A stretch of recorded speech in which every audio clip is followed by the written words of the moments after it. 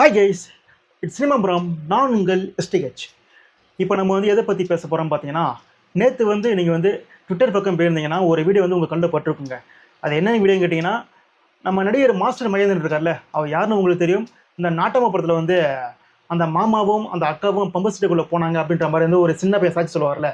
So அந்த பையன் தான். அவர் கொஞ்சம் வளர்ந்து பெருசாகிட்டே சில படத்தில் சைடு நடிச்சிருக்காரு. முக்கியமாக சொல்லப்போனால் மாஸ்டர் படத்தில் விஜய் சேதுடைய யங் ரைட்டர் தான் பண்ணார். ஓகேங்களா? ஸோ அவர் ஒரு தீவிர விஜய் ஃபேன். ஸோ அது ஒரு பக்கம் இருக்கட்டும். அவர் நேற்று ஒரு யூடியூப் சேனல் ஒரு இன்டர்வியூ கொடுத்தாருங்க.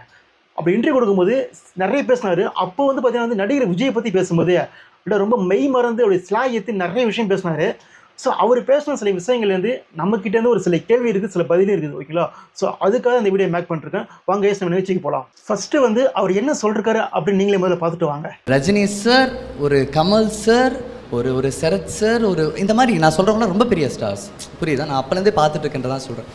இவங்களோடலாம் நின்று அவங்க படத்துக்கு ஈக்குவலாக சண்டை போட்டு ரஜினி சார் படத்தை ஓவர் டேக் பண்ணுறதும் இட்ஸ் அ பிக் திங். அது ஒரு பயங்கரமான ரேஸ் மாதிரி. அது ரஜினி சார் படத்தை ஓவர் டேக் பண்ணுறது, கமல் சார் படத்தை ஓவர் டேக் பண்ணுறது, சட்டுன்னு 5 படமோ 6 படமோ 100 crores கிளப்பா. இதெல்லாம் எவ்வளோ பெரிய விஷயம் தெரியுமா?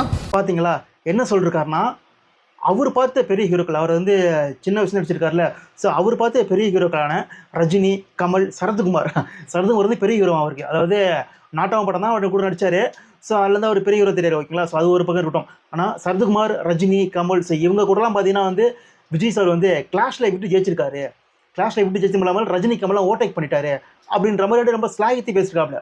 ஸோ நம்ம கேள்வி என்ன பார்த்தீங்கன்னா, ரஜினி விஜய் எத்தனை படம் கிளாஷில் வந்திருக்குது இது வரைக்கும்? அவர் ரஜினி நேருக்கு நேர் எங்கே விஜய் கிளாஷ் விட்டு வின் பண்ணார் அப்படின்னு பார்க்கணும். So Rajini sir, Vijay, so 2 பேருக்குள்ள கிளாஷ் வந்த படம் பார்த்தீங்கன்னா சந்திரமுகி, சச்சின், அப்புறம் மும்பை எக்ஸ்பிரஸ். இந்த 3 படமும் ஒன்றா தமிழ் புத்தாண்டு ரிலீஸ் ஆச்சு. ஓகேங்களா? ஸோ அப்படி ரிலீஸ் ஆகும்போது அந்த ரிசல்ட் நமக்கே தெரியும். நமக்கு மட்டும் இல்லை, எல்லாருக்குமே தெரியும். ஏன்னா சந்திரமுகி அப்படியே ஒரு தாறுமாறு பிளாக் பஸ்டர். இந்த பக்கம் வர எந்த படமும் நிற்கவே இல்லை, ஆப்போசிட்டில் வர எந்த படமும் நிற்கவே இல்லை. அந்தளவுக்கு ஒரு மிகப்பெரிய சம்பவம் தான் சந்திரமுகி. ஓகேங்களா? ஸோ அந்த ஒரு படம் மட்டும்தான் ரஜினி சார் கூட விஜய் கிளாஷில் போட்டது. அந்த ஒரு படமும் தோல்வி படம். ஓகேங்களா? ஸோ ஆனால் இவர் என்ன சொல்கிறார் பார்த்தீங்கன்னா, ரஜினி கமல் கூடலாம் கிளாஷில் விட்டு வின் பண்ணார் விஜய் அப்படின்றாரு. ஸோ ஒரு சின்ன பையனில் அவ்வளோ தெரியல அவருக்கு. அது இல்லாமல் அவர் சொல்கிறாருன்னா பார்த்தீங்கன்னா, நான் சின்ன வயசுலேருந்து பார்த்த ஹீரோக்கள் சொல்கிறார்ல. ஸோ இவர் சின்ன வயசுலேருந்து பார்க்கும்போது அவர் என்ன பண்ணார்னா, அவருடைய படத்தில் ரஜினி சாரை ரெஃபரன்ஸ் யூஸ் பண்ணிட்டு இருந்தார். ஓகேவா? அதாவது இவர் சின்ன வயசுலேருந்து வளர்ந்துட்டு இருக்கும்போது விஜய் சார் அவருடைய படங்களில் ரஜினி சாரை ரெஃபரன்ஸ் யூஸ் பண்ணிட்டு இருந்தார். ஓகேவா? ஸோ இப்போயே தெரிஞ்சிருக்கும் ரஜினி சார் யார் உங்களுக்கு தெரிஞ்சிருக்கும். அது மட்டும் இல்லாமல் அப்புறம் சொன்னார், என்ன சொன்னார் பார்த்தீங்கன்னா, ரஜினி கமல்லாம் ஓவர்டேக் பண்ணிட்டார் விஜய். அதாவது இந்த லியோ இருக்குல்ல, அதை வச்சு சொல்லியிருக்காப்புல. டேய், இன்னும் எத்தனை நாளைக்கு அதை உருட்டுவீங்க? லியோ ஜெயிலில் வின் பண்ணிடுச்சு, லியோ ஜெயிலில் வின் பண்ணிடுச்சு, எத்தனை உருட்டுருப்பீங்க? கேட்க ஆள் கிடையாது வச்சுட்டீங்களா என்ன?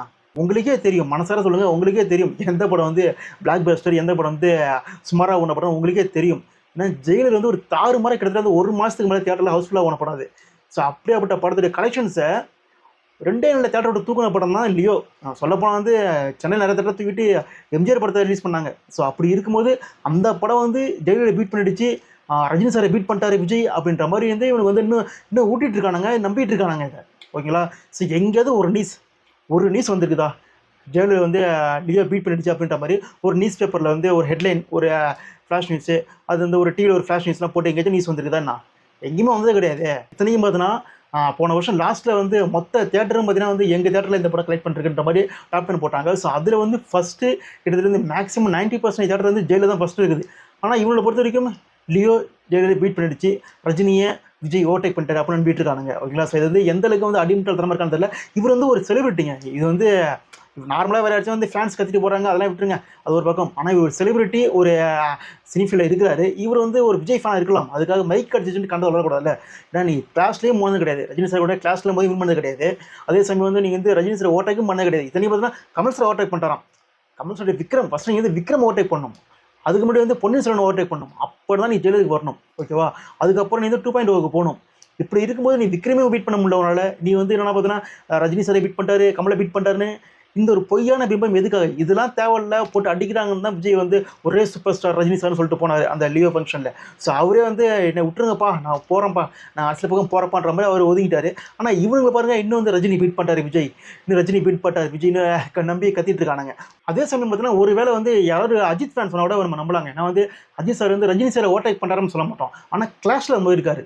இப்போ வந்து ரஜினி சார் கூட வந்து பேட்டை மோதிருக்காரு, கமல் சார் கூட தூங்கவானம் மோதிருக்காரு, விஜய் கூட வந்து ஜில்லா, அதுக்கப்புறம் வந்து இப்போ துணிவு, இதெல்லாம் மோதி வின் பண்ணிருக்காரு அவர். பேட்டை விஸ்வாசத்தில் பார்த்தீங்கன்னா ரெண்டுமே ஈக்குவலாக ஓன படம் தான். ஆனால் 2 ஸ்டெப் முன்னாடி பார்த்தீங்கன்னா வந்து விஸ்வாசம் தான் இருக்கும், கொஞ்சம் முன்னாடி இருக்கும் விஸ்வாசம். ஸோ அதுமாரி இருக்குமா. தூங்கவானம் வேதாளம் பார்த்தீங்கன்னா ஃபுல் அண்ட் ஃபுல் வேதாளம் தான். ஸோ அதே மாதிரி வந்து கிளாஷில் மோதி நேராக மோதி வின் பண்ணதுன்னு பார்த்தீங்கன்னா அஜித் சார் தான். இங்கே இருக்கிற டாப் ஹீரோஸில் வந்து எல்லா டாப் ஹீரோஸும் மோதின ஒரே ஹீரோ அஜித் சார் தான். அந்த போட்டியில் அவர் வெற்றியும் பெற்றிருக்காரு, ஓகேவா. ஸோ ஆனால் இந்த பக்கம் விஜய் பார்த்தீங்கன்னா வந்து தனுஷ் கூடயே மோதி ஜெயிக்க முடியல, கார்த்திக் கூட மோதி ஜெயிக்க முடியல. அவர் லாஸ்ட்டாக ஜெயிச்ச கிளாஷ் பார்த்தீங்கன்னா வந்து எனக்கு தெரிஞ்சு மேயதமன் நினைக்கிறேன், மேயதமன் மெர்சல். அதை விட மேயதமன் ஓட்டேக் பண்ணிச்சு சில தேட்டரில்.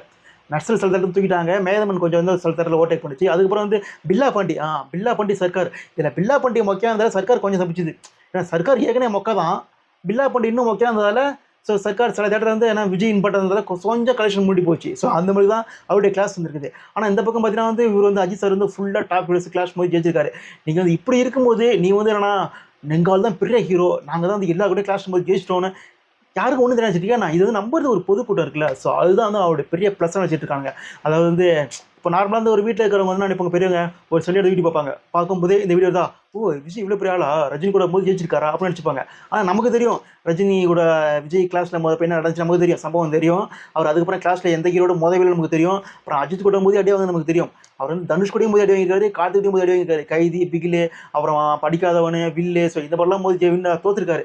இப்படி இருக்கும்போது ஆனால் இவனுக்கு வந்து இந்தளவுக்கு ஊட்டிகிட்டு இருக்காங்கன்னா அது என்ன காரணம், அதை நம்புறது சில மக்கள் இருக்காங்க அப்படின்றதுக்காக தான் ஊட்டிகிட்டு இருக்கானுங்க. ஸோ உடனே அந்த வீடியோ கிளிப் எடுத்து விஜய் ஃபேன்ஸ்லாம் பார்த்தீங்களா, நம்ம மாஸ்டர் மைந்திரா சொல்லிட்டாரு, பார்த்தீங்களா நாங்கள் தான் பெரிய வின்னர், நாங்கள் ரஜினி ஓவர்டேக் பண்ணிட்டோம், ரஜினி ஃபேன்ஸ்லாம் வந்து கதை தான் எரிய போகுது, கதற போகிறாங்க அப்படின்ற மாதிரி வந்துட்டு மாஸ் ஃபயர் பண்ணிருக்காங்க. அதுவே ஒரு சின்ன புள்ளடா, அது பச்சை புள்ள, அது ஒன்றும் தெரில. ஸோ அது நீ தான் வழக்கு சொல்லணும், இல்லை தம்பி இதெல்லாம் கிடையாது தம்பி, இவங்களாம் வின் பண்ணிருக்காங்க, இவங்களாம் தோற்றுருக்காங்க, இவர் ரஜினி சார் ஓவர்டேக் பண்ணது கிடையாது வரைக்கும் அப்படின்ற மாதிரி நீ விலைக்கு சொல்லணும். அது நீங்களே அதை எடுத்துக்கிட்டு மாஸ் பண்ணிட்டு இருக்கீங்க.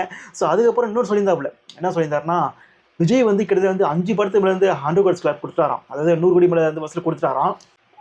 இதுக்கு என்ன சொல்கிறேன்னு தெரியலிங்க. ஏன்னா வந்து விஜய் வச்சு படம் எடுத்த முக்காசி ப்ரொடியூசர்ஸ் பார்த்தீங்கன்னா வந்து அடுத்த படம் என்ன படம்னு தெரியாம அளவுக்கு போயிட்டாங்க. அதாவது தேனாண்டல் மெர்சலுக்கு அப்புறம் என்ன ஆச்சுன்னே தெரில.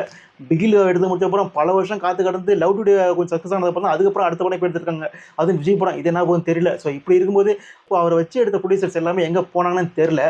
ஆனால் இவங்க சொல்கிறத பார்த்தீங்கன்னா 5 படத்துக்கு மேலே 500 கோடி கலெக்ஷன். அதாவது இந்த ஃபேன்ஸ் பண்ணுவாங்களா எடிட்டு, அந்த ஃபேன்ஸ் பண்ணுற எடிட்டை வச்சுக்கிட்டு அந்த பையன் பார்த்துப்பார் போல, அந்த மாஸ்டர் மகேந்திரா அந்த ஃபேன்ஸ் எடிட்டை பார்த்துக்கிட்டே பார்த்தீங்கன்னா தளபதி அப்படியா 10 படம் 100 கோடி மேலே அடிச்சிருக்கு உங்களுக்கு, இப்போ நம்மளால் தான் பெரிய ஹீரோவில் அப்படின்னு நினச்சிருக்காப்புல. இன்னும் 2 வருஷம் கழிச்சு நீங்கள் வேணால் பாருங்கள், எழுதி வச்சுக்கிங்க, இன்னும் ஒரு 2 இயர்ஸ் கழிச்சு இவனுக்கு என்ன சொல்ல போகிறான்னு பார்த்தீங்கன்னா, அது இந்த விஜய் கூட்டம் இருக்குல்ல, ஸோ என்ன சொல்ல போகிறான்னு பார்த்தீங்கன்னா, அவதார் 2 காலி பண்ணார் விஜய்.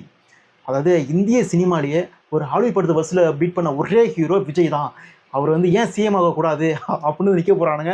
வேணால் பாருங்க, அது நடக்க போகுது, வேணால் பாருங்கள் நீங்கள். ஏன்னா அவனுக்கு வந்து அங்கே சுற்றி இங்கே சுற்றி வந்து வந்துட்டானுங்க, ரஜினியை பீட் பண்ண மாதிரி வந்து ஒரு பிம்பத்தை உருவாக்கி கொண்டு வந்துட்டானுங்க. அடுத்த பிம்பம் அவதார் 2, அதை பீட் பண்ணிட்டா போதும், விஜய்க்கு வந்து வேர்ல்டு ஃபுல்லாக அவருக்கு ஃபேமஸ் இருக்குது, அவர் ஏன் சிஎம் ஆகக்கூடாது அப்படின்ற ரேஞ்சுக்கு வந்து பிரச்சாரம் பண்ண போகிறானுங்க. ஸோ இது நடக்க தான் போகுது, வேணால் நீங்கள் பாருங்கள், ஓகேங்களா.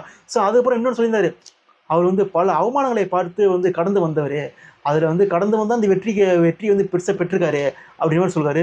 இன்னும் எத்தனை காலத்துக்கு இதே பேசிகிட்டு இருப்பீங்க, அவமானப்பட்டார்னா இல்லை, எத்தனை ஹீரோ அவமானப்பட்டிருக்காங்கடா ஹீரோவில், ஓகேங்களா.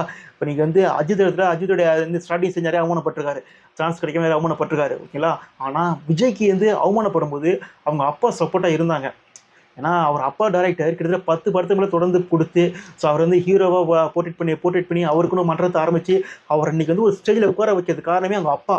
ஸோ அப்படி இருக்கும்போது அதெல்லாம் விட்டுட்டு அவர் அவமானப்பட்டார், அதனால் வந்து இப்போ பாருங்கள் இப்போ பெரிய ராஜா மாதிரி இருக்காரு அப்படின்னு சொன்னால் என்ன சொல்கிறதுன்னு தெரியல தம்பி. ஸோ நம்ம வந்து என்ன சொல்ல வரோன்னு பார்த்தீங்கன்னா, மாஸ்டர் மகேந்திராலாம் வந்து பார்த்தீங்கன்னா வந்து அப்போலேயே சினிஃபில் இருக்கவர். அதாவது நாட்டாம படம்லாம் நீங்கள் வந்து எப்போ பார்த்துருப்பீங்க, ஸோ அந்த படத்தையும் அவர் சினிஃபில் இருக்கார். அதுக்கு முன்னே பாண்டேஜ் படம் நடிச்சிருக்காரு அவர். ஸோ அந்த டைம்லேருந்து சினிஃபில் இருக்கிற ஒரு ஆள் இங்கே யூடியூப்பில் உட்காந்துட்டு இதுமாதிரி கத்திட்டு கிடக்காம வேற யாரும் நல்ல படமாக எடுத்து இங்கே பாருங்க இப்போ சிவகார்த்திகேயன் பேர் டிவிலேருந்து வந்தவர், அவருக்கும் தனி ஃபேன் பேஸாக வந்துருச்சு. கிட்டத்தட்ட வந்து அவர் வந்து அஜித் விஜய்க்கு அடுத்த ரேஞ்சுக்கு வந்துட்டு இருக்காரு அவர்.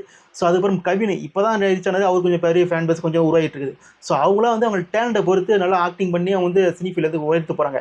நீ வந்து இன்னும் வந்து சொம்படிக்கிறேன்ட்டு சொம்படிச்சுட்டு வாழ்க்கை ஃபுல்லாக இப்படி வேஸ்ட் ஆகிட்டு என்ன படத்தில் வந்து சான்ஸ் கிடைக்குமான்னு கிடச்சிட்டு இருக்காது. ஸோ வந்து கொஞ்சம் முயற்சி பண்ணி சினி ஃபீல்டு வந்து முன்னேற பாருங்க. அதை விட்டு வந்து இன்னொரு ஹீரோ சொம்படிக்கிறேன்ட்டு பொய்யான தகவலை பரப்பிட்டு மக்களை முட்டலாக சொல்லிட்டு மீண்டும் சந்திப்போம். Tata, bye bye.